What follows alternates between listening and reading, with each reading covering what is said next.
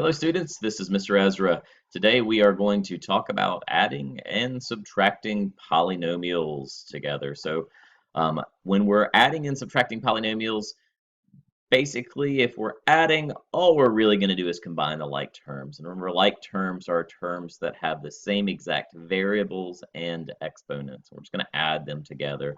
If there is a subtraction of two or more polynomials, before we subtract, we have to distribute any negatives into parentheses that follow those negatives. And then after that, we can combine the like terms just like adding. A few extra notes here about how answers for both adding and subtracting should look.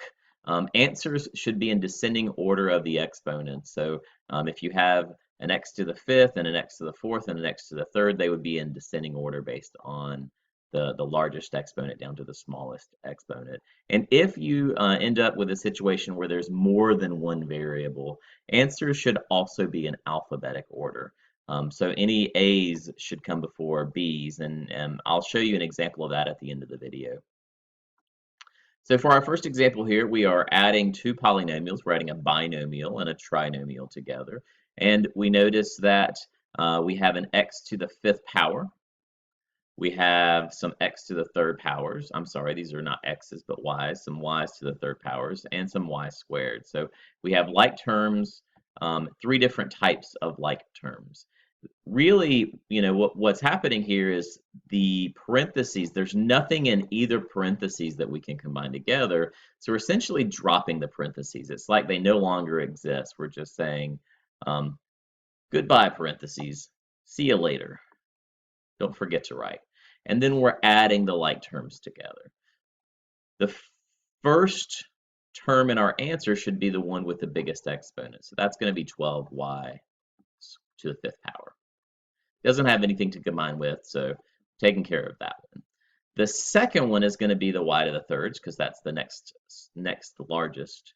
We got 4y to the third minus 2y to the third. And remember, when you're adding like terms together, you're really just putting together the coefficients in front of the variable. So it's like saying 4 minus 2 is positive 2, so we put plus 2, and then we keep the y to the third as y to the third. Whenever you're adding or subtracting, the variable part doesn't change, right, when you're adding and subtracting. If I have 4 apples and I take away 2 apples, I have 2 apples. That I still have apples. It doesn't change. And it's the same thing here. When I have 4y to the thirds, and I subtract 2 of those y to the thirds away, I'm left with 2y to the thirds. Okay. Our last our last term is going to be a y squared term. So we get negative 5y squared plus 14y squared, and that is positive 9y squared. So notice that we're in descending order based on the exponent, and looks like a good answer. You might remember some of your terms from the last video. This would be a trinomial based on the 3 terms, and it would also be a quintic function based on the degree, which is the largest exponent. Example 2, we have a minus in the middle. And when we subtract, we have an extra step. When we subtract this, I can't just drop the parentheses because it's like there's a negative 1 multiplying into this parentheses, right? The first parentheses is fine. Everything in there is still the same, 3y to the fifth plus 8y to the third minus 10y squared. That one's still the same, but the second parentheses is going to be impacted by this minus in front. So every sign is going to change, and basically it's like saying negative 1 times negative 12. Well, that's positive 12y to the fifth. And negative 1 times positive 4y is negative 4y to the third. And negative 1 times positive 14y squared is negative 14y squared. So we're basically just changing every single sign. And now we're going to look for like terms. I'm going to search for the largest things first. That's going to be the y to the fifths. The next one down is the y to the thirds. And then finally, I have some y squareds. Okay, and just to kind of reiterate that, I'm going to highlight the exponents so you can see what goes with what. Okay. All right, so We're going to put the like terms together. We'll start with any y to the fifths. Now I could rewrite this as 3y to the fifth plus 12y to the fifth plus 8y to the third minus 4y to the third plus negative 10y squared minus 14y squared. I could like put these parts together, but I like to just go ahead and make sure that I know how many, what all goes together by looking at it and maybe underlining or highlighting or something like that. And then I just do it. 3 plus 12 is 15, so I get 15y to the fifth power. 8 minus 4 is positive 4, so plus 4y to the third. Negative 10 minus 14 is negative 24y to the fourth. I'm sorry, that's y squared. And I get my final answer. Looks like it is also a quintic trinomial. For example 3, we have another subtraction problem. Now, some of you've seen stuff like this before, I'm sure, right? The difference now is that we're talking about a polynomial and another polynomial. So we've got a trinomial minus another trinomial. All right, so we're going to distribute this negative into the second parentheses, just like we did a second ago. We'll bring the first parentheses is fine, negative 7n squared plus 8n. There's no problem there, minus 4. But we've got to distribute the minus into the second. It's like a minus 1, right? Times everything in the second. All that really happens is all the signs are going to change. Any minus is going to become addition. And this goes away when we do that, right? Negative times negative is positive. Negative times positive is negative. Negative times negative is positive. We are now going to look for like terms. So I see I've got some n squareds that would go together. I've got some n's that would go together. And I've got some constant terms that would go together that really don't have an exponent or a variable. They are going to go together as well. So we'll put together negative 7n squared plus 14n. Negative 7 plus 14 is 7n squared. And then we're going to look at, let's see, 8n and 11n. 8 plus 11 is 19n. And then finally, we've got negative 4 minus 2, and that's minus 6 when you add those together. Negative plus negative is a larger negative. So our final answer is a quadratic trinomial based on the degree of 2 and the fact that there are 3 terms.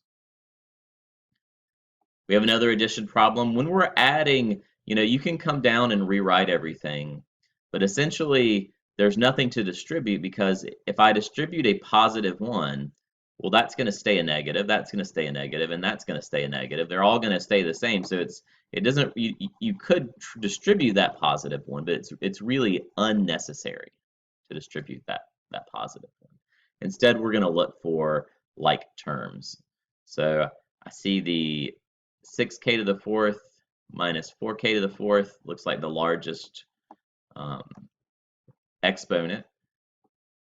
Negative 10k squared doesn't have anything to combine with.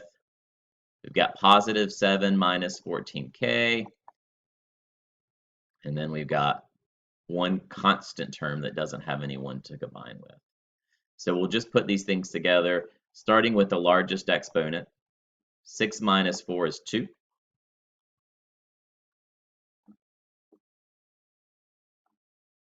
Negative 10k squared doesn't have anything to combine with, so it just comes down as minus 10k squared. Plus 7k minus 14k is minus 7k. And then minus 14 just comes down since there's nothing for it to combine with. We have a quadratic with 4 terms.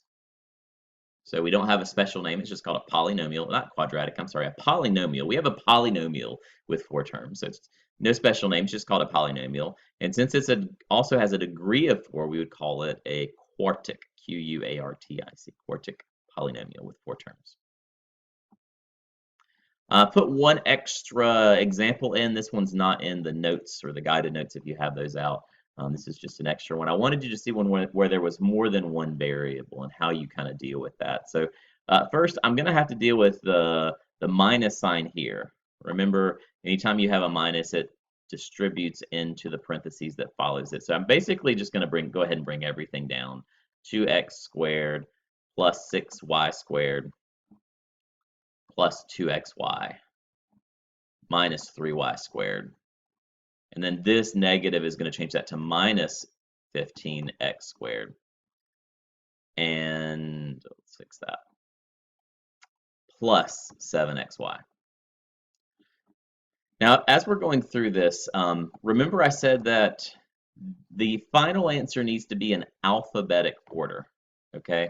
So we're going to kind of look for any terms that have an x in them, and we're going to focus on those first.